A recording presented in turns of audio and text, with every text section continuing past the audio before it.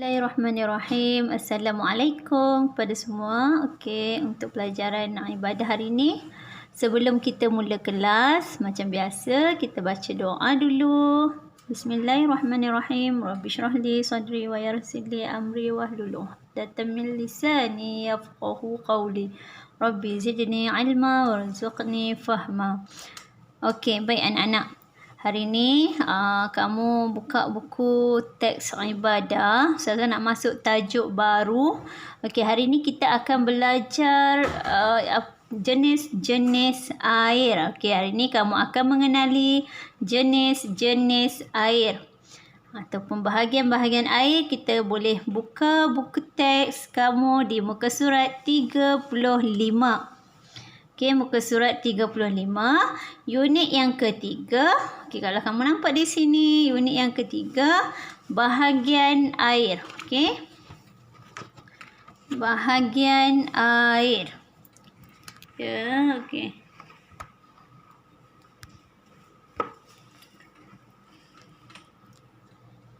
Okey, dekat sini kita akan belajar air ada bahagian-bahagian dia. Okey, air terbahagi kepada berapa dan apa jenis-jenis air tu nanti kita akan belajarlah untuk hari ini. Okey, kita akan belajar bahagian air sahaja untuk hari ini. Okey.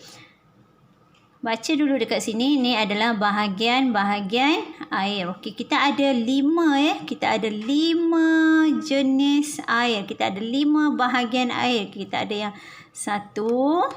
Okey. 1 air mutlak. 1. Kita ada 2 air mustakmal. Okey, 2 air mustakmal. Kita ada 3 air musyammas. Air musyammas. Okey, lagi kita ada lagi kat belakang. Kita ada 4. Yang keempat, air mutaghayyir. Okey, kalau kamu boleh tengok air mutaghayyir. Dan yang kelima, air mutanajjis. Kita ada 5 jenis air. Okey, air mutanajjis. Okey, tengok balik. Ada berapa jenis air tadi? Ada berapa bahagian? Ada 5 ya. 1 air mutlak. Air mutlak. Air apa? Air mutlak. Yang kedua, air mustakmal. Air mustakmal. Yang ketiga, air musyammas. Air apa? Air musyammas. Okey, yang keempat, kita ada air mutaghayyir. Air mutaghayyir. Dan yang kelima, yang terakhir, kita ada air mutanajjis. Okey, kita ada air mutanajjis. Yang kelima. Okey, jom kita tengok satu-satu. Apa itu air mutlak? Apa itu air mustakmal? Apa itu air musyammas? Apa itu air mutaghayyir? Dan apa itu air mutanajjis? Okey, yang pertama dulu kita tengok ya. Okey, boleh tengok yang pertama, air mutlak. Okey, cuba sebut. Air mutlak. Okey, apa air mutlak ni? Apa maksud air mutlak? Okey, baca kat sini, air yang suci. Okey, ikut saya baca. Air yang suci dan boleh menyucikan. Air yang suci dan boleh menyucikan. Maksudnya macam mana tu? Maksudnya air tu bersih. Okey, suci, bersih dan boleh menyucikan. Maksudnya kita boleh menyucikan ni, kita boleh berwuduk, kita boleh mandi wajib dengan air tersebut. Okey, contohnya dia bagi dekat sini air paip. Okey, air paip datang dari mana? Datang daripada sungai kan? Nanti kita akan tengok apa air mutlak ni. Air mutlak ni ada 7 semua. Air hujan, air sungai, air salji, air mata air, air apa lagi? Air embun. Itu semua termasuk dalam air mutlak. Air itu air suci, dia bersih dan boleh menyucikan. Kita boleh berwuduk ataupun mandi wajib menggunakan air mutlak. mutlak. Okey, jelas? Yang pertama tadi air mutlak, suci dan boleh menyucikan. Okey. Yang kedua, air mustakmal. Air mustakmal. Okey, cuba sebut air mustakmal. Okey, air yang telah digunakan untuk bersuci. Air yang telah digunakan untuk bersuci. Okey, contoh. Tengok gambar yang dia bagi tu. Dia guna air tu, dia mandi kan? Okey, air bekas mandi dia tu adalah air mustakmal. Di mana air tu telah pun digunakan. Dia dah guna ambil air semayang ke? Kita dah guna basuh kaki ke? Kita dah guna untuk mandi. Maksudnya itu adalah air mustakmal. Okey? Air mustakmal. Okey. Seterusnya. Okey, jelas Dan seterusnya air yang ketiga iaitu air musyammas. Air musyammas. Okey, cuba sebut air musyammas.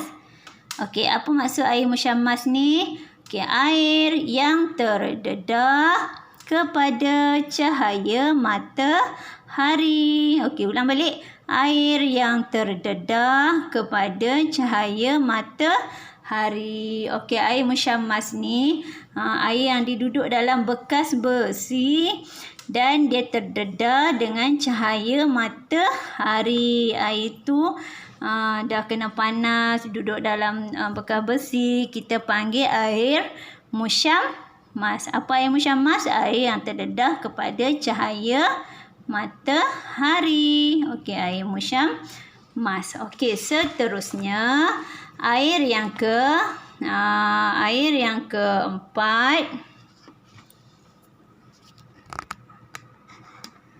Okey, boleh tengok. Air yang keempat, air mutaghayyir.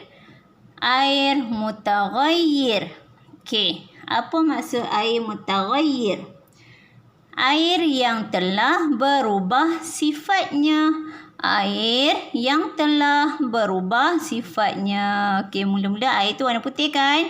Lepas tu kita bancuh kopi lah. Kita bancuh air tu jadi air Milo, air Horlick, air sirap. Dah berubah kan sifatnya. Kita panggil air mutaghayyir. Okey, contoh dia bagi air Milo. Contoh-contoh lain, air sirap, air kopi, air teh, air apa lagi? Air Horlick. Itu semua adalah air yang telah berubah sifatnya. Air mutaghayyir. Okey. Boleh? Dan yang terakhir, yang kelima, air mutanajjis. Air mutanajjis. Najis sebut. Nampak? Najis. Senang nak ingat. Mutanajjis. Najis. Air mutanajjis ialah air yang terkena najis. Okey. Air yang terkena najis. Nampak air ni dalam baldi dia terkena najis. Okey. Sehingga kita air yang terkena najis ni, macam mana kita nak tahu air tu air mutanajjis? Kita kena tengok air tu sampai dia berubah warna dia, berubah bau dan berubah rasa. Barulah kita boleh panggil air itu air mutanajjis. Tapi kalau air yang banyak, contohnya macam air sungai, lepas tu ada najis dalam tu, kita tak boleh panggil air mutanajjis sebab dia tak boleh merubah. Sebab air tu banyak, najis tu sikit dan dia tak berubah warna, tak berubah rasa dan tak berubah warna, rasa. Okey. Dan kalau air tu sikit dan terkena najis sampai air tu dah berubah warna, rasa dia dan bau dia, barulah kita boleh panggil air itu air mutanajjis. Okey. Boleh jelas? So tadi kita ada berapa air tadi? Air 5 kan? Yang pertama air mutlak. Air mutlak tu air yang suci dan boleh menyucikan. Air yang boleh kita ambil wuduk, boleh mandi. Okey. Yang kedua tadi air apa? Air mustakmal. Yang kedua, air mustakmal iaitu air yang kita dah digunakan. Okey, yang ketiga tadi kita ada air musyammas. Itu air yang terkena, yang duduk di tengah cahaya matahari. Yang keempat ni adalah air mutaghayyir, air yang berubah sifatnya. Okey, dan yang kelima yang terakhir air mutanajjis. Ini paling senang nak ingat. Najis ada najis, tapi dia kena berubah warna, sifat dan rasa. Barulah kita boleh panggil air mutanajjis. Okey. Tengok kat bawah ni dia cakap apa? Air mutlak sahaja yang suci dan boleh menyucikan. Maksudnya air mutlak sahaja dia kata boleh air tu bersih dan boleh menyucikan, boleh berwuduk ataupun boleh ambil air semayang dan ataupun mandi wajib. Okey. Dengan air mutanajis ni boleh tak kita ambil wuduk? Tak boleh. Okey, air mutanajis kita tak boleh berwuduk, kita tak boleh mandi wajib. Okey, air mutaghayyir pun ada ke orang ambil air Milo, ambil wuduk dengan air Milo, ambil wuduk dengan air kopi? Tak ada kan? Tak boleh berwuduk. Okey, lagi satu lagi. Air musyammas. Okey, air musyammas ni pun tak digalakkan untuk kita berwuduk sebabnya boleh mendatangkan penyakit sebab dia duduk dalam besi kan. Dia duduk di tengah cahaya matahari, besi tu karat. Air tu bila kita guna boleh memudaratkan kita, boleh merosakkan kulit kita. Okey.